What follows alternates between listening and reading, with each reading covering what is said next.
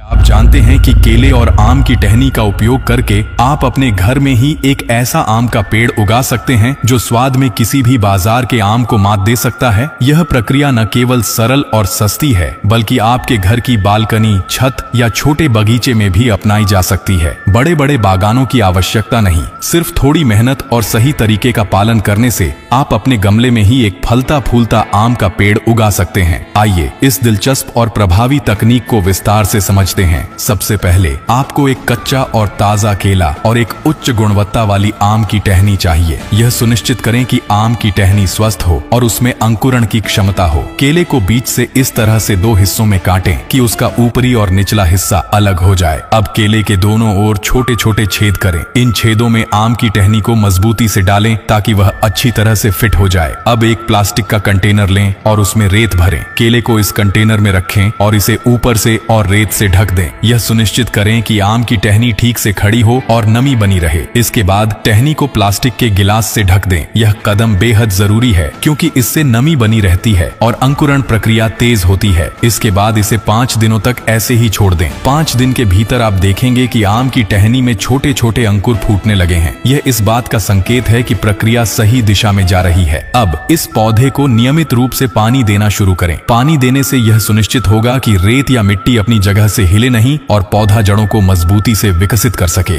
12 दिनों के बाद पौधा पहले से बड़ा और मजबूत दिखाई देने लगेगा। यह समय है जब आपको इसे छोटे गमले से निकालकर किसी बड़े गमले में स्थानांतरित करना होगा। स्थानांतरित करने से पहले केले के बचे हुए हिस्से को धीरे धीरे तने से अलग कर लें और अंकुर को साफ पानी से धो लें। इसके बाद एक नए गमले में मिट्टी और चावल की भूसी का मिश्रण तैयार करें। यह मिश्रण पौधे के विकास के लिए आदर्श पोषण प्रदान करता है। अब कच्चे केले के छोटे छोटे टुकड़े काटें और इन्हें गमले में मिट्टी के साथ डालें। इसके ऊपर आम के अंकुर को रखें और मिट्टी से अच्छी तरह ढक दें। पौधे को पानी दें और धूप में रखें। 50 दिनों के बाद आप देखेंगे कि पौधा अब एक छोटे पेड़ में बदल गया है। इसकी शाखाएं और पत्तियां पहले से घनी और हरी हो चुकी हैं। यह समय है इसे और बड़े गमले में लगाने का। इसके लिए बड़े प्लास्टिक के कंटेनर का उपयोग करें। कंटेनर में लाल मिट्टी भरें और पौधे को इसमें सावधानी से स्थानांतरित करें। इसे मिट्टी से अच्छी तरह ढकें और पानी दें। इस प्रक्रिया के दौरान यह सुनिश्चित करें कि पौधा स्थिर रहे और उसकी जड़ों को किसी प्रकार का नुकसान न पहुंचे। 120 दिनों के बाद नजारा अद्भुत होगा। यह पेड़ अब फलों से लदा हुआ मिलेगा। छोटे छोटे गमले में उगे इन पेड़ों पर इतने सारे आम लगेंगे कि वे शाखाओं से झूलते हुए नीचे तक लटकने लगेंगे। यह फल न केवल स्वादिष्ट होंगे बल्कि पूरी तरह से प्राकृतिक और रसायन मुक्त भी होंगे। आपके द्वारा उगाए गए आम की ताजगी और मिठास आपको जीवन भर याद रहेगी। इस प्रक्रिया के कई फायदे हैं। सबसे पहले यह पूरी तरह से प्राकृतिक और पर्यावरण के अनुकूल है। इसमें किसी भी प्रकार के रासायनिक उर्वरक या हानिकारक पदार्थों का उपयोग नहीं किया जाता। दूसरा, यह विधि बेहद किफायती है।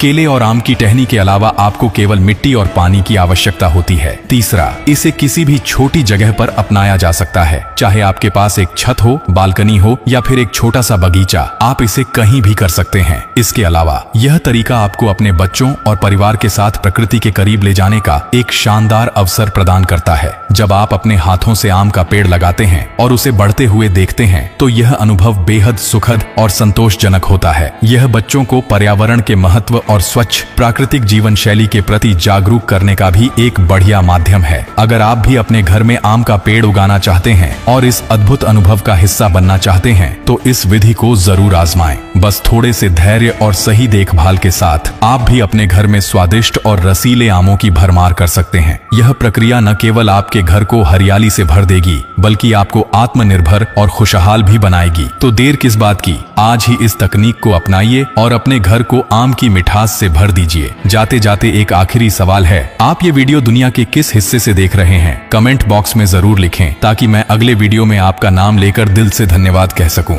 आपकी एक छोटी सी टिप्पणी मेरे लिए बहुत मायने रखती है।